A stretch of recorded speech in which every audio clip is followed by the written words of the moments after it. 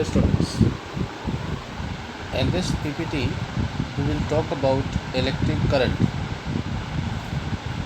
part 2. So it is mentioned on the very first slide, electric current and circuits. Circuit means we join the resistance either in series or parallel with the help of wires. We also attach voltmeter and ammeter. So this whole is known as electric circuit. Now we'll move to the next slide. Electric current definition. What is current actually? Electric current is the rate of flow of charge through a point in space in unit of time t. On the right hand side you can see one wire is there whose one end is connected with positive terminal and whose another terminal is connected with negative terminal, and the flow of current always flows from positive terminal of the source to the negative terminal, and the electrons flows from negative to positive. Now if we divide the flow of charge per unit time, that is I is equal to Q by T, then this is known as electric current. Now the unit of current is ampere, so 1 ampere can be written as 1 coulomb by 1 second, or 1 coulomb per second. So how we can define 1 ampere? 1 ampere is the current flowing in a conductor when 1 coulomb of charge flows through it in 1 second. Now we have taken one example here, and it is written the electric current in a wire is 6 ampere. How many electrons flows past a given point in a time of 3 seconds?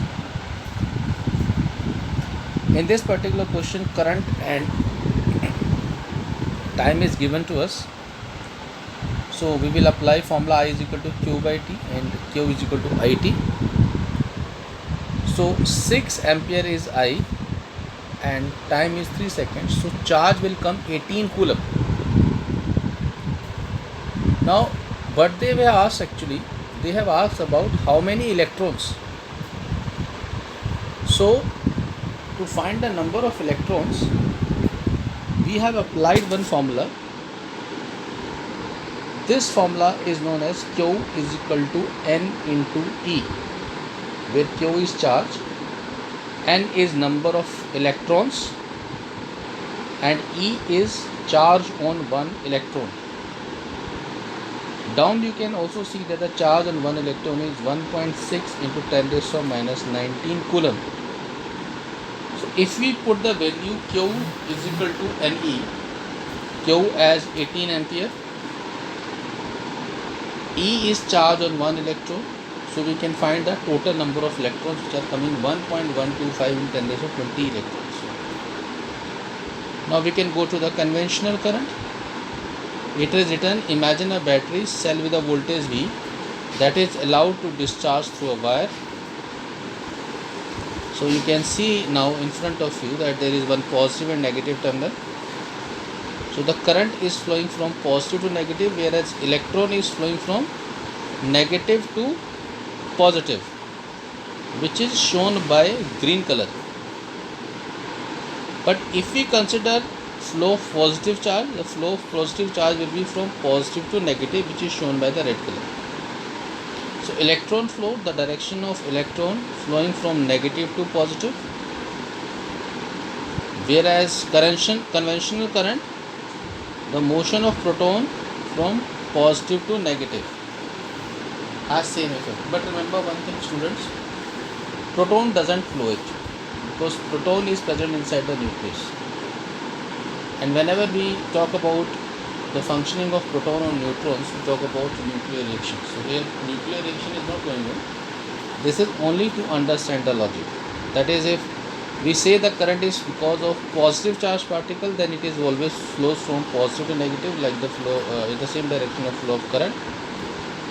But actual current flows because of the flow of electrons, so it is from positive to negative current direction, but negative to positive electron direction, and this direction of flow of current is known as, or this current is known as conventional current. Now move to the next point. Electric field and potentials are defined in terms of plus Q. So we will assume conventional current even if electron flow may be the actual flow. So now move to the next. Electromotive force. A source of electromotive force EMF is a device that uses chemical, mechanical or other energy to provide potential difference necessary for electric current. Students, always remember the flow of current is because of the potential difference between 2 points. One point is at high potential whereas one is at low potential, and the current always flows from positive potential to, or high potential to, low potential. That's why it is written a source of electromotive force is device that uses chemical, mechanical or other energy to provide a potential difference necessary for electric current. So we have shown you three things. One is power lines, one is battery, and another is wind generator. Now water analogy to EMF. In this PPT we are trying to show you the flow of current according to the water flow. We can say there is one pump. From one point of the pump, water current flows, and this is known as high pressure, and it moves to the low pressure area, and there is one valve which is connected. If we open the valve, definitely the flow of water will be there. So from high pressure zone, the flow of water takes place towards the low pressure zone. In the same way, in the electric circuit, which is on the right hand side, source of EMF is positive, whereas source one terminal is positive, another is negative. The flow of current is from positive to negative terminal of the source. So from wherever the current enters, that terminal of the resistance becomes positive, another becomes negative. So where positive is there, it is known as high potential. Where negative is there, we consider it as a low potential zone. And there is one switch is acting as a valve, like we have shown in the pump station. So the source of EMF pump provides a voltage, pressure to force electrons. Electrons we are considering water, voltage we are considering pressure, and EMF we are considering pump, if we compare the two diagrams. Through electric resistance. Now in the electricity there is resistance, but in water case it is narrow constriction, which is acting as a resistance type of thing. Now electric resistance. Suppose we apply a constant potential difference of 4 volt to the ends of geometrical similar rods of, say, steel, copper and glass. So you can see in the diagram we have connected 4 volt with steel, same 4 volt with copper and 4 volt with glass. In steel the flow of current is Is, whereas in copper the flow of current is Ic, and in glass it is Ig. So the current in glass is much less than for steel or iron, suggesting a property of each material called electrical resistance R. Because glass provides very high resistance for the flow of current. Steel and iron both are very good conductor, and copper is also a very good conductor. So it depends that how much resistance a particular material is offering for the flow of current through it. Now Ohm's law, again Ohm's law states that the current I through a given conductor is directly proportional to the potential difference V between its endpoints. But in this situation, remember pressure and temperature, these physical conditions should be constant. Ohm's law is valid only under these two situations. So Ohm's law says that I is directly proportional to V So Ohm's law allows us to define resistance R and to write the following forms of the law. If we write I is directly proportional to V, so I is equal to V by R also there. So we can write V is equal to IR or R is equal to V by I, where R is resistance, its unit is ohm, unit of voltage is volt, and unit of current is ampere. Now what factors affect resistance? Length.